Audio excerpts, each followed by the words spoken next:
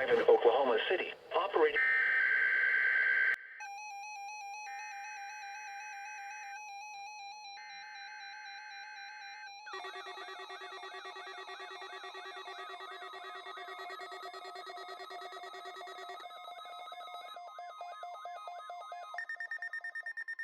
You have just heard a test of the National Weather Service radio warning alarm feature.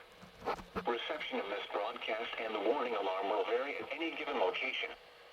This variability, normally more noticeable at a greater distance from the transmitter, will occur even though you are using a good quality receiver in perfect working order.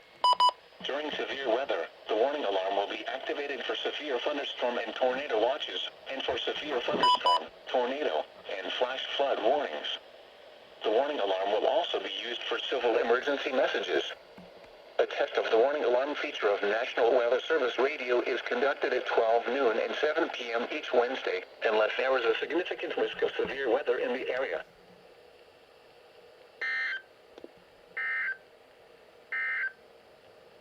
The following is your hazardous weather outlook.